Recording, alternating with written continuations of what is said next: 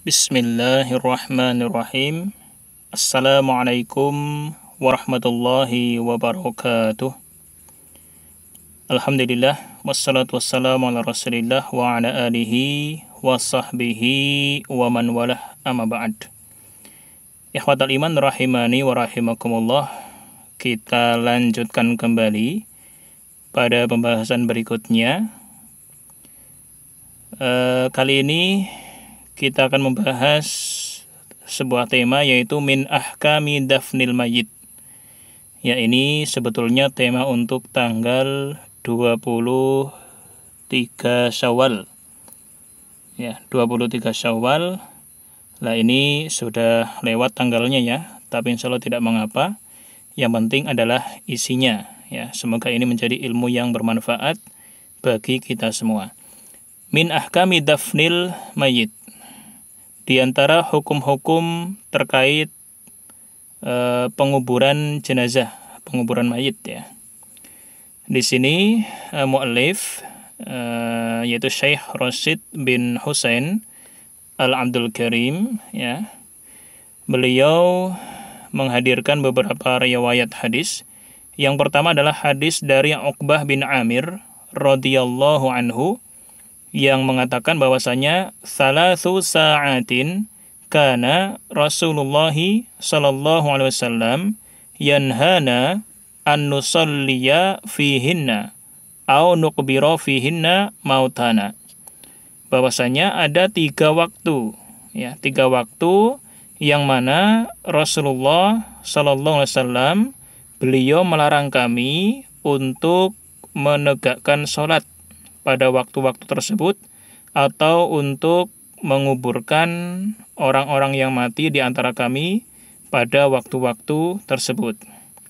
Kemudian disebutkan 3 waktu terlarang tadi adalah hina tatlu'us syamsu bazighatan hatta tartafi.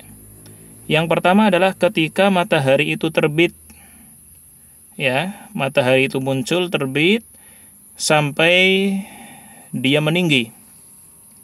Kemudian wahina yakumu qa'imudz dhahirati hatta tamila syamsu. Waktu yang kedua adalah ketika terik siang ya, waktu tengah hari ya. Ketika terik matahari itu ya pada waktu zuhur ya, qa'imudz dhahirati hatta tamila syamsu, sampai matahari itu tergelincir ya, bergeser. Jadi ketika waktu terik matahari ya, ini maksudnya ya, yang dilarang di situ.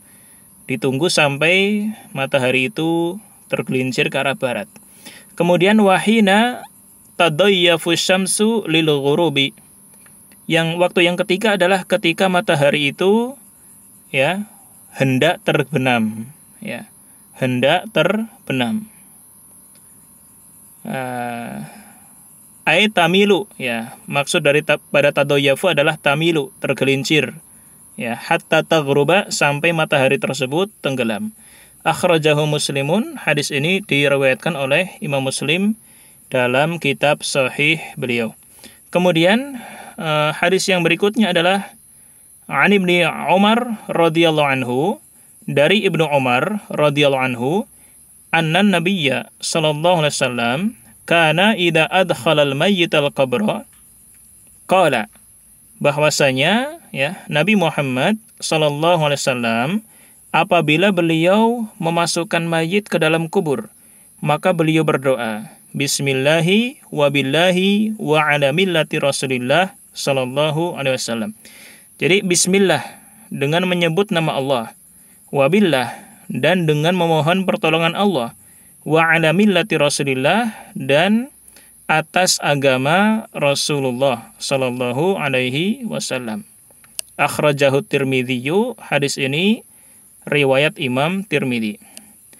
Kemudian ikhwatul iman rahimani wa rahimakumullah, satu riwayat lagi, an Anasin radhiyallahu anhu qala, dari Anas radhiyallahu anhu beliau berkata, syahidna binta Rasulillahi sallallahu alaihi wasallam wa Rasulullahi sallallahu alaihi wasallam jalisun 'alal qabr fara'aitu 'ainaihi tadma'an faqala hal fikum ahadun lam yuqari fil lailah ay yujami' ahlahu faqala Abu Talhah ana qala fa anzil fi qabriha fanazala fi qabriha faqabaraha akhrajahul Bukhari. Dari Anas bin Malik ya radhiyallahu anhu, beliau menuturkan, kami menyaksikan ya putri Rasulullah alaihi salatu wassalam, sedangkan ketika itu Rasulullah alaihi salatu wassalam duduk di atas kubur ya, maksudnya ya tidak berada di dalam, maksudnya ya, ada di atas beliau. Lalu kata Anas, maka aku melihat kedua mata beliau mengalirkan air mata, menangis ya. Faqala ya. Lantas beliau alaihi salatu wasallam bersabda, apakah di antara kalian ada yang belum menggauli istrinya pada malam hari tadi? Nah, lam yuqari fil lailah ya, belum berjima, belum bergaul dengan istrinya pada malam tadi. Nah, lantas faqala Abu Talhah menjawab, ana ya, saya wahai Rasulullah.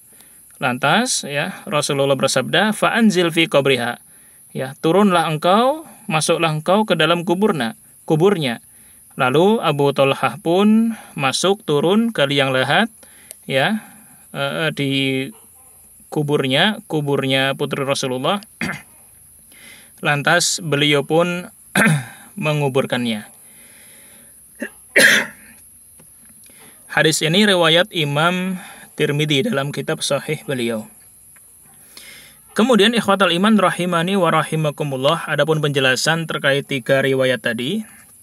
Di sini disebutkan lidafnil mayyiti ahkamun wa sunanun yambaghi lil muslimi ayataqayyadaha ayyataqayyada biha wa yuhafidha 'alaiha mutaba'atan li sunnati Rasulillahi sallallahu alaihi wasallam fi dzalik. Terkait penguburan mayit ya, ada beberapa hukum dan juga sunnah-sunnah yang selayaknya seorang muslim itu berpegang padanya dan menjaganya ya, demi mengikuti sunnah Rasulullah alaihi salatu wassalam di dalam masalah tersebut. Kemudian Syekh Rasid bin Husain di sini menyebutkan beberapa fawaid ya, faidah dari hadis-hadis yang telah dijelaskan tadi. Yang pertama adalah an-nahyu 'an dafnil mayyit ba'da tulu'i syamsi hatta tartafi. Yang pertama adalah terkait larangan menguburkan mayit setelah matahari itu terbit, hatta tartafi, sampai matahari itu meninggi ya, karena dalam hadis tadi disebutkan ada 3 waktu, di mana pada 3 waktu tersebut sholat itu dilarang dan juga menguburkan jenazah itu dilarang. Yang pertama tadi adalah begitu matahari itu muncul, terbit, maka harus ditunggu sampai matahari itu meninggi. Kemudian wahina tata'amadu syamsu hatta tazul. Waktu yang kedua adalah ketika matahari itu tegak, artinya tepat berada di atas kita, terik matahari ya, tengah hari, siang hari itu waktu zuhur. Ditunggu sampai kapan? Hatta tazul, sampai matahari itu tergelincir ke arah barat. Ini waktu yang kedua. Kemudian wa qubailal ghurub, waktu yang ketiga, dan waktu sebelum terbenam matahari. Ya, ditunggu sampai kapan? Dalam hadisnya tadi adalah hatta taghruba, sampai matahari itu terbenam. Nah, ini adalah 3 waktu yang disebutkan dalam hadis ini, bahwasanya itu adalah waktu-waktu terlarang untuk menguburkan jenazah dan juga untuk melaksanakan sholat ya pada waktu tersebut.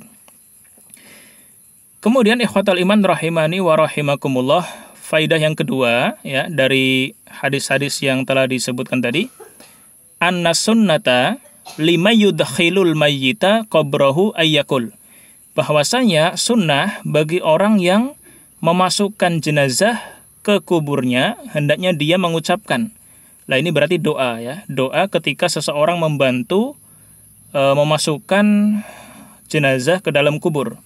Doanya seperti ini. Bismillahi wa billahi wa ala millati Rasulillah. Ya, bismillah dengan menyebut nama Allah. Artinya ini adalah mengawali pekerjaan tersebut ya dengan menyebut nama Allah Subhanahu wa taala. Ya, mengharap keberkahan darinya. Kemudian wabillah dan dengan Allah, artinya adalah aku memohon pertolongan Allah. Ya. Wabillahi asta'in. Nah, para ulama menjelaskan maksudnya seperti itu. Kemudian wa ala millati Rasulillah. Ya, dan atas agama Rasulullah sallallahu alaihi wasallam.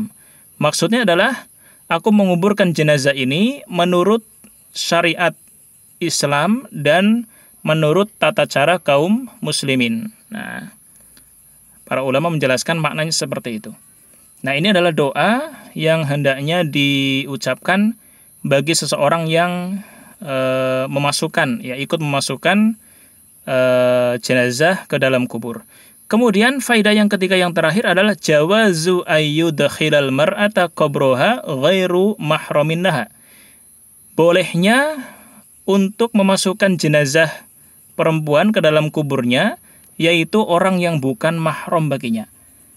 Nah, ini karena tadi yang ikut memasukkan jenazah putri Rasulullah dalam hadis itu disebutkan adalah Abu Thalhah. Dan Abu Thalhah sudah mafhum itu bukan mahram bagi putri Rasulullah Shallallahu Alaihi Wasallam. Nah, berdasarkan hadis tersebut itu hukumnya boleh. Tapi para ulama menjelaskan tentu yang afdol, yang paling utama itu adalah mahramnya sendiri. Ya, mungkin suaminya ya atau mahram-mahram yang lainnya. Nah, kemudian tadi juga disebutkan ya, sebelum Abu Thalhah itu turun membantu atau memasukkan jenazah putri Rasulullah alaihissalatu wassalam ke dalam kuburnya, maka Rasulullah bertanya kepada para sahabat ketika itu, hal fikum ahadum lam yuqari fil lailah? Apakah di antara kalian ada orang yang belum bergaul dengan istrinya pada malam hari? Ya, artinya Rasulullah di sini memilih ya orang yang saat itu tidak bergaul dengan istrinya di malam harinya. Nah, mungkin di sini akan menimbulkan masalah ya jika dipahami secara zahir saja. Kita perlu membaca penjelasan para ulama ya, seperti yang disebutkan dalam Islam Web ya. Kami nukil di sini bahwasanya ternyata orang yang memiliki hadas ya seperti junub ya, orang yang berhadas itu bukan berarti terlarang untuk ikut menguburkan jenazah, untuk membantu menurunkan jenazah ke dalam kubur. Ya tidak. Maksud daripada hadis ini bukan seperti itu, tapi mengapa Rasulullah itu memilih sahabat yang pada malam tersebut tidak bergaul dengan istrinya, ya. Disebutkan dalam keterangan ini, wal illatu fi dzalika kaunuhu ba'idal ahdi 'anil malad fi mawaratil mayyit. Ya, artinya adalah karena penguburan jenazah itu kan suasana yang sedih, ya sangat menyedihkan bagi keluarganya.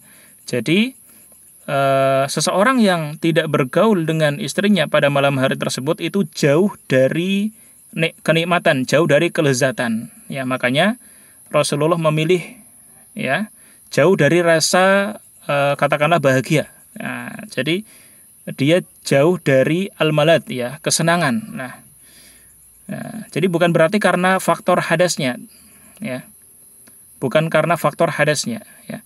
Para ulama menjelaskan yang berhadas pun itu tidak masalah untuk membantu menguburkan jenazah. Ya, wallahu taala a'lam. Ya, jadi bukan itu maksudnya, tapi beliau memilih orang yang pada saat itu jauh dari al-malad, ya, kesenangan-kesenangan duniawi. Ya, karena suasana ketika menguburkan jenazah, karena itu adalah musibah, itu adalah suasana yang menyedihkan ya bagi keluarga jenazah tersebut. Wallahu ta'ala alam. Ya, mungkin ini ikhwatal iman rahimani wa rahimakumullah yang bisa disampaikan pada kesempatan terbatas ini.